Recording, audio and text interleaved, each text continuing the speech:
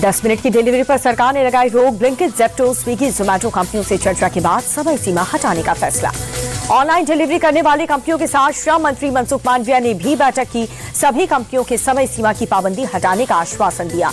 आवारा कुत्तों के मामले में सुप्रीम कोर्ट की सख्त टिप्पणी। कहा कि कुत्तों के वायरस से होने वाली बीमार लाइलाज है, बच्चों पर हमले की जिम्मेदारी कौन लेगा। सुप्रीम कोर्ट का डॉग फीडर से सवाल पूछा कि क्या आपकी भावनाएं सिर्फ कुत्तों के लिए है, इंसानों के लिए नहीं। खाना खिलाना है तो उन्हें अपने घर लेकर जाएं। सुप्रीम कोर्ट ने कहा कि डॉग लवर्स की भी जवाबदेही तय होगी। कुत्तों के काटने से मौत और चोट के मामले में राज्य को भारी मुआवजा देना होगा। बांग्लादेश में एक और हिंदू की हत्या हुई है। चटगांव में भीड़ ने 28 साल के समीर दास की पीट कर जान ले ली। हत्या के बाद ऑटो भी लूट करके ले गए कट्टरपंथी। अब एनआईए करेगी दिल्ली में बांग्लादेशी घुसपैठियों की जांच। दिल्ली पुलिस ने घुसपैठ कराने वाले सिंडिकेट की जांच की, एनआईए को ट्रांसफर किया। चीन ने जम्मू कश्मीर की शख्सगाम घाटी को अपना बताया। चीनी विदेश मंत्रालय ने कहा कि अपने इलाकों में इंफ्रास्ट्रक्चर बनाना हमारा अधिकार है। पाकिस्तान को army chief general Rupendra Dwivedi की बड़ी चेतावनी। बोले कि ऑपरेशन सिंदूर अभी भी जारी है, भविष्य में किसी दुस्साहस का मुंह तोड़ जवाब देंगे। जम्मू कश्मीर को लेकर के सेना प्रमुख बोले, जम्मू कश्मीर में हालात सामान्य हैं, घाटी में लगातार सकारात्मक बदलाव आ रहे हैं। डिजिटल अरेस्ट मामले में केंद्र सरकार ने सुप्रीम कोर्ट में दाखिल की स्टेटस रिपोर्ट। कहा कि ऐसे मामलों से निपटने के लिए ठोस और असरदार योजना बनाने में थोड़ा सा वक्त लगेगा। गृह मंत्रालय ने डिजिटल अरेस्ट की समस्याओं से निपटने के लिए high level inter departmental committee बनाई है। कमेटी अलग अलग विभागों के साथ मिलकर के काम कर रही है। भारत की ब्रिक्स प्रेसिडेंसी 2026 की आधिकारिक वेबसाइट और लोग लॉन्च हुआ है। विदेश मंत्री एस जयशंकर कार्यक्रम में मौजूद रहे। बीएमसी चुनाव के लिए थमा चुनाव प्रचार। 15 जनवरी को वोटिंग 2027 सीटों पर 1700 उम्मीदवारों की किस्मत का फैसला होगा। नगर निकाय चुनाव प्रचार के अंतिम दिन सभी पार्टियों ने झोंकी ताकत। नागपुर में मुख्यमंत्री फडणवीस ने रोड शो करके बीजेपी प्रत्याशी को जिताने की अपील की।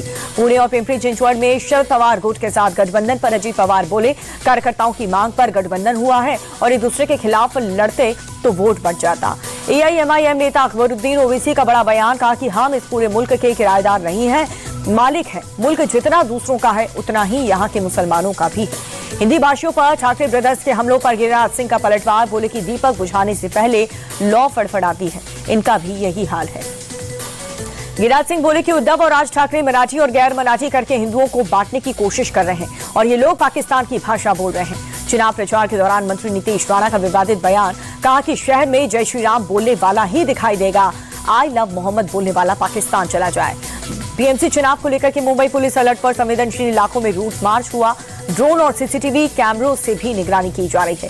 गुजरात दौरे पर केंद्रीय गृह मंत्री अमित शाह गांधीनगर में मनसा रोड प्रोजेक्ट का उद्घाटन किया।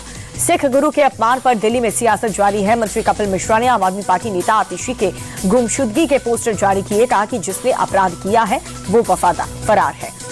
4 दिवसीय गोरखपुर महोत्सव में शामिल हुए सीएम योगी आदित्यनाथ। कहा कि हमारी सरकार ने बदली प्रदेश की पहचान, अब अपराध करने वालों का होता है ऑन द स्पॉट हिसाब।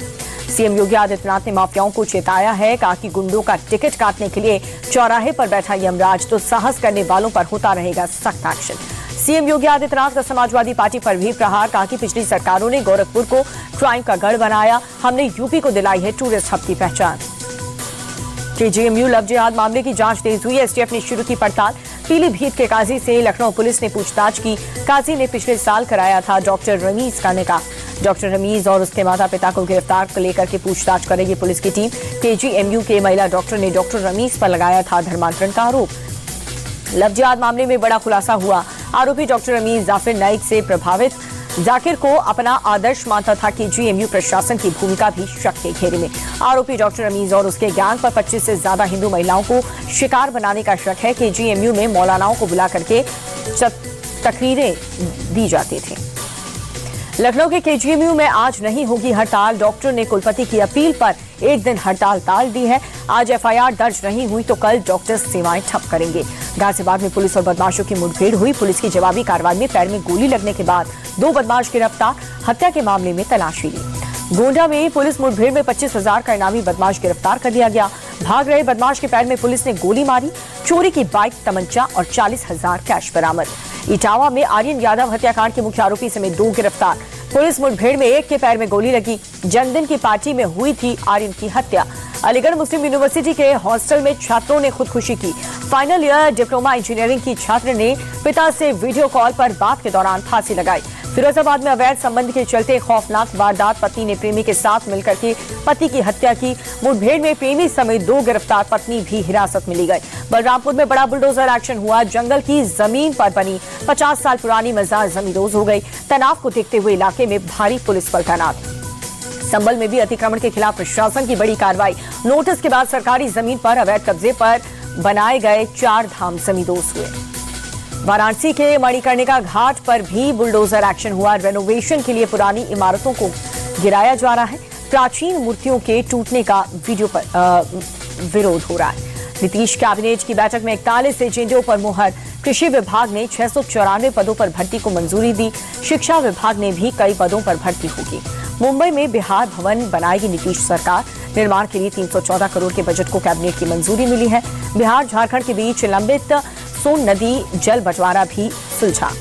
पटना में डिप्टी सीएम विजय सिन्हा के आवास पर मकर संक्रांति भोज का आयोजन हुआ। मुख्यमंत्री नीतीश, डिप्टी सीएम सम्राट चौधरी समेत एनडीए के कई नेता पहुंचे। तेज प्रताप यादव भी विजय सिन्हा के घर दही चूड़ा भोज में पहुंचे। कहा कि हम अपना धर्म निभाने आए हैं। नेता लोग मिलते जुलते रहते हैं, राजनीति अलग बात है। दिल्ली के पश्चिम विहार इलाके में जिम में फायरिंग हुई। लॉरेंस बिश्नोई गैंग के सोशल मीडिया पर जिम्मेदारी ली। जिम मालिक रोहित खत्री को अंजाम भुगतने की धमकी दी गई।